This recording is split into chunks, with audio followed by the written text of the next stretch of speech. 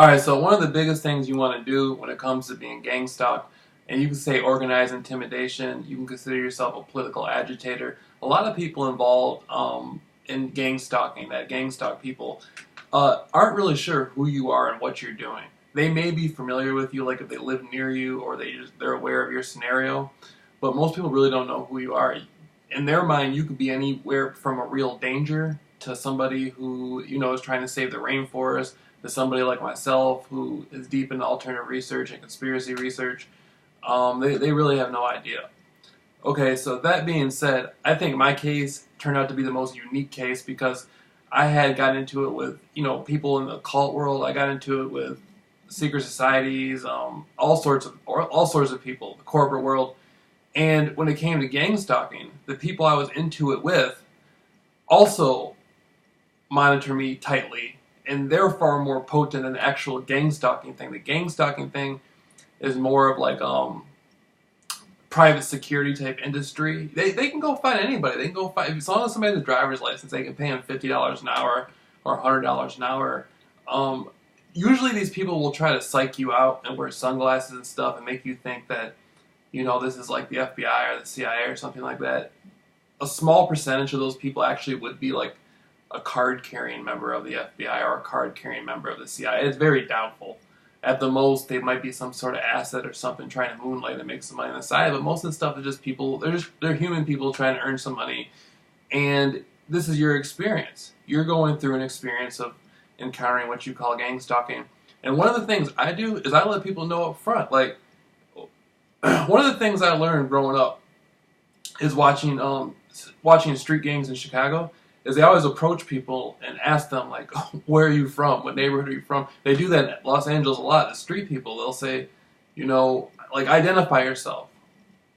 What neighborhood do you come from? Identify yourself. And police will ask you to identify yourself. Judges want to know exactly who you are if you ever go in front of a judge. So if you see somebody, like, in a car, ask them. Say, hey, did somebody pay you to follow me? And, they'll respond to you. Sometimes they'll respond to you kind of aggressive. You can say, well, I was just asking in a friendly way. Or they might be scared to respond to you, and I just be like, hey man, there's nothing to worry about. I just want to ask. And I explain my situation. I explain who I am, what I've been through. I tell them my name, how they can contact me, and I let them know that everything's cool. If you are playing that role, I have no problem with you. That's your business, and I move on. When I go into a store, oftentimes I'll ask the store manager. I'll just say, hey, I have a situation where you might have been notified by your corporate management to watch me. I want to let you know that I'm not a thief. I'm not here to do any type of criminal activity or conduct some sort of quasi-criminal operation in your store. I'm an alternative research conspiracy theorist, and these are some of the conspiracies I covered. Here's my name. Go online. It's a lot of times I go through situations where the gang stalking people, it's gone up to such a degree with me where, I've seen everything from my food being drugged to helicopters to, and people are going to laugh at that, and I laugh at it too. Like when I tell people about it, I laugh at it. It's funny. But it's just intense, it's hard to believe that there's somebody out there with a budget this big. And I tell you, my case is the most intense case I've ever seen. I've never heard of anybody that dealt with gang stalking get it like as deep as I get it. You know what I mean? And if somebody see, a lot of people get really intimidated really easy, and I don't know why that is. I don't know why a car following somebody or 2 or 3 people walking up to you should intimidate you. You should have no fear within yourself of anything around you. That's number one. You have to erase all doubt in your life, and it's very spiritual. I used to interpret it as psychological, and it is, but now I interpret it as more as spiritual. And so the more connected you are with yourself, no matter the other person's intention, it's not going to affect you in the way they perceive. And I've actually gotten better with dealing with people because of this. I'm 10 times stronger than I was a year ago. Right there, 10 times stronger. And actually, I actually meet more people through this activity. I got flyers. I pass out flyers. I go everywhere. I go to the hood and pass out flyers. I go to nice neighborhoods and pass out flyers. And I tell people, like, this is my experience. I was an alternative conspiracy researcher for many years, and I went through this, and now I'm going through this situation right here. I'm learning from it. And, so if anybody approaches you and tries to pay you some money to do something, if you accept that, you know, you're still cool with me. There's no problem there. Don't feel there's any conflict. You know, I just rap with them. We just rap over the thing over and over again. So if you're going through gang stalking or whatever, it's not a big deal, man. People are on the internet talking about they're destroying my life. My life is in jeopardy. Blah blah blah. You have to learn to out endure things. Like I love watching Muhammad Ali fight, man. Remember that fight he had with George Foreman, the Rumble in the Jungle, where you know he couldn't hit as hard as George Foreman, but he out endured George Foreman. George Foreman would beat him up for so many rounds, and Ali, he ducked a lot of punches, but a lot of punches he had to take with the rope-a-dope and stuff. Then he came back, right? He came back and beat him, right? Hit him up. Then he was even telling them, you don't hit that hard. You don't hit that hard anymore. You don't hit that hard anymore. And that's how I feel with the gang stalking stuff. They try different. It doesn't hurt. You don't hit hard anymore. It does. It's not what it is. Same thing with I don't know what other motivational speakers. Eric Thomas, who does that. He does some really good motivational stuff where he tells people don't be outworked. You know, I'll get up before you. Like before, I've been slacking lately, man. I've been waking up like at 10 and 11 and stuff like that. You know, I just came back. I just came back from out west. You know, I was out in Phoenix for a couple weeks, and I didn't let my scenario. I even had a scenario where the hotel I was staying at in Phoenix, they were trying to. There was this one dude that was working there. He was like this crazy cholo, right? And he was cool. He was in on it, but he was still cool though. Like we were still kicking and stuff. And I was talking to him, and they were trying to. These people in the gang stalking stuff, they were even using females, like paying females to walk by me and try to mess me up in the conversation, so I couldn't talk to them and stuff like that. Like some weird stuff. And so I ended up actually hooking up with one of the females and having a sexual experience with her before she knew it was me. Like she came to the hotel and she was staying at the hotel, and her job was to be involved with it. I ended up sleeping with her the night before she found out it was me. See what I'm saying? And so when that happened, I realized my vibration is going to help me to get through all this. I'm going to out vibrate the situation. And that's been how it's been going. It's been really good like that, man. I just find my way through stuff, and the gang stalking stuff isn't that intimidating. They even what else happened in Phoenix? They didn't do my room.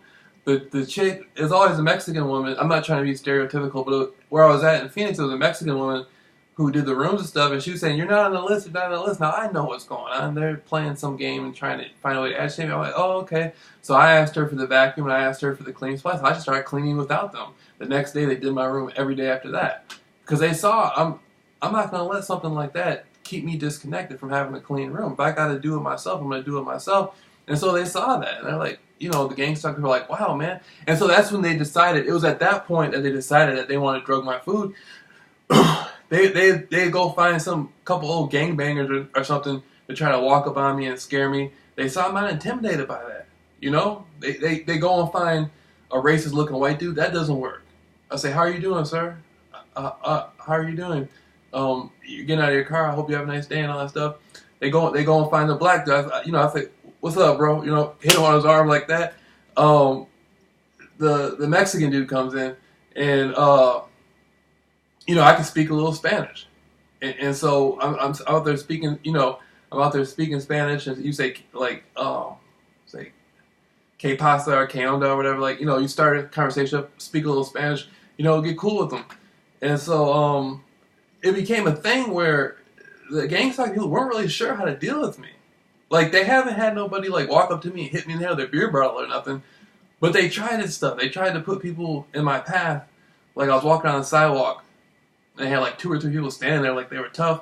I said, "Can I have a piece of the sidewalk?" And they moved. And then after I got through, then they said something. One of them said something like negative, like meaning like you can't have it. They were trying to instigate interaction, a fight, right? I'm trying to remember. This was a few weeks ago, but I always try to keep a positive outlook, a good temper and stuff like that. And that's just something you go through. You go through this little stuff. And as my vibration is changing, like right now, my vibration is not what it was last week. My vibration is changing every minute. My vibration is constantly changing. And as my vibration changes, my connection to other people around me, my connection to my reality, like who I was a month ago is not who I am now. And who I am a month from now is going to be completely different. And so I'm redefining my connection with the world around me, you know. And so, like I've been working over somebody's house, you know, doing yard work, helping people sell barbecue and stuff like that. I mean, you know, I've been doing, I got a lot of little things going on and stuff like that in the midst of the gang stalking. And I let females know up front, like if I want to hook up with a chick, you know, I want to talk to her and stuff like that. Like you know, I'm 30 years old, about to be 31 in July. You know what I mean? I'm not trying to settle down. I'm trying to meet every female possible out there, right, this summer. And so I approach the females, and I'll just let them know at the front, like, yeah, you know, I got a situation going on and stuff, you know. And I just explain it to them the best I can, and let them know what's going on, and let them know what's going on with me. And I explain to them, and you know, it works sometimes. You know, sometimes the female will be cool with it. One of them told me like, "Oh, you got too much stuff going on and all that." And I said, "Well, you know, I mean, that's fine. You know, at a later date, if you feel differently, why don't you call this phone number?" You know, I try to be positive about it and kind about it, and get through it, man. No matter what, these entities will not be able. When I say entity, I mean anything. Spiritual, physical, humans, corporate world, whatever, secret societies. They can't outwork me in my own world. I'm my own reality. They're not going to outwork me in my own reality. I don't care if they put drugs in my food or what they do. That's their business. They have an opportunity to do something. They can do it. I feel where they're coming from. Not mad at them. But, you know, they will not have more drive than me about my own life. You know? And so everything is where it's supposed to be at. Everything is cool. I love everything. Everybody's happy. Love everybody. I hope the whole world's a happy, better place tomorrow than it is today. You know, but I'm out there getting things I need to get done. And so I'm just reaching out to people, man. People seem really tripped out about this gang stalking stuff. So, you know, like you can email me or get a hold of me. I'll try to give you some consultation. I've only been going through it for a year, but it seems a lot more, I don't know.